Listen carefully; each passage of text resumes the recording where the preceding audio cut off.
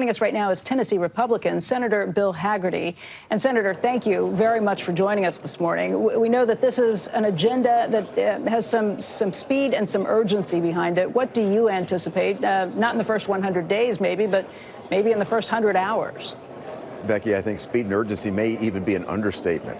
If you think about it, President Trump's success has already begun before he's even taken office. I mean, look at the ceasefire agreement that took place in Israel. Thanks, Steve Witkoff, for flying over and conveying President Trump's messages and making that speed up and happen finally.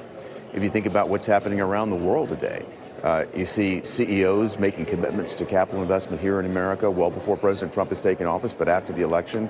In fact, our GDP growth has been adjusted significantly upward for 2025. And we've already begun to see the impetus taking place right now for our economy. I think what you're going to see starting today, a tremendous number of executive orders coming out that will deal with very pressing issues. I think immigration and the border obviously are going to be a key concern. That was a big issue on the campaign trail. President Trump has made a commitment to re-secure our nation again, starting with our southern border, and empower ICE to do their job again. That is a critical issue for Americans, and that's something I expect to see a lot of action on today. Getting back our energy industry to the growth trajectory that we were on. That's going to be great for our national security. It's going to be great for our economy in terms of lowering inflation. And I think you're also going to see a big thrust in deregulation. The estimated cost of the Biden-era regulations, $1.4 trillion burden on the American economy. There's a lot of work to be done here, but I think the deregulatory thrust is going to be significant, and I think you'll see a lot of that starting on day one. Senator, you have a pretty unique position as a former ambassador to Japan. I just wonder, the speed that we're talking about, some of the initiatives that have come out with talk of tariffs, with questions about whether we would defend our allies in the way we have in the past without some give and take, just in terms of what we expect economically from them. What do our allies think about these moves? Are they nervous? Have you spoken with any of them? And how do you think this plays out? I've spoken with a number of our allies, and if you think about our trading relationships, and Becky, this is an historic issue. It goes back to World War II, where many economies were devastated after the war. We put in place very favorable trade terms, European economies, Japan, et cetera, because we didn't want them turning toward communism. We wanted them dealing with us. We should have time limited that. We should have put a GDP per capita limit. We did not. Today, we have very non-reciprocal relationships. And the result of that is we're not looking at a level playing field. President Trump wants to see that addressed. I think our trading partners understand that. I've been working very closely with Canada the past several days, really trying to block some actions that the Biden administration was trying to do at the 11th hour to harm U.S. companies, to allow Mexico to expropriate U.S. company property. Thankfully, Canada decided to work with me, to work with the new Trump administration coming in, and to block this from happening so the Biden administration could not inflict this sort of damage and allow this sort of expropriation to take place in Mexico with impunity.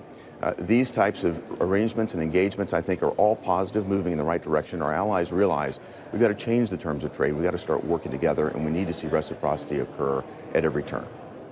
Senator, hold on for just a moment. We're watching some pictures here. Yeah, Becky, Certainly. just as we're watching this picture, this is St. John's Church. This is just across the street from the White House itself. We're expecting President Trump to arrive here to take part in a service this morning. And we know from the pool reporters who are in the building that they've already seen a number of the Trump family, Ivanka Trump, Eric Trump, Pam Bondi, his attorney general nominee, Lara Trump, Robert F. Kennedy Jr. is there, Kash Patel is there, a whole host of folks as we see the motorcade now beginning to make some movements here. That is a motorcade leaving Blair House also across the street from the White House. That's the traditional place where presidents stay as they're waiting to be sworn in. Any dignitary who's visiting the White House, foreign heads of state, will stay at Blair House overnight if they're coming to meet with the President of the United States. Now we're seeing that motorcade make its way. It's going to make a couple of right turns here, go around the block and come back to the church. And we will expect to see President Trump entering St. John's Church here. We're running a few minutes behind that. We're expected to depart Blair House about 8:15. It's 8:41 now, so you can imagine a little bit of extra detail in the morning getting everything ready to go. But they are on the move now. Vice President-elect J.D. Vance and his wife have entered St. John's as well, and we'll see that coming in just a moment. Senator Hagerty, we've been talking this morning about the coalition. This is a broader coalition that came together in Donald Trump's second election. How tenuous is that relationship? How tight is it? And I guess the question becomes, with a very thin majority, in Congress, how do you get those things done? Where do you see the places where it's going to be smooth sailing? Where do you see issues where it might be a little rougher? Well, I'm optimistic, Becky. I mean, President Trump definitely has opened the tent. He's really focused on the working man and woman here in America. Many of them felt forgotten for years. So I really do think there's a great opportunity. I think one of the first tests, Becky, will be this evening. We're going to move Senator Marco Rubio out of our Foreign Relations Committee this evening, and I hope be able to bring him to the floor and get consent from all of our colleagues, both Republican and Democrat, to move him into the Secretary of State slot. I'd like to see the same thing happen with John Ratcliffe coming out of the Intelligence Committee. As we begin to move on to these appointees, critical appointees from a national security standpoint, I have great optimism that we have the opportunity to see bipartisan cooperation here. Let's get these appointees put into office. Let's give President Trump the team he needs, particularly on critical national security areas, to get this thing moving, to make our nation as safe as possible. And speaking of, we are looking at pictures of President Trump, or incoming President Trump, arriving at St. John's. He's just stepping out of the motorcade. Looks like he is taking a moment to look over at the cameras just now. Again, here's Melania Trump, who's walking in with him, and they are entering the church services where that service will take place.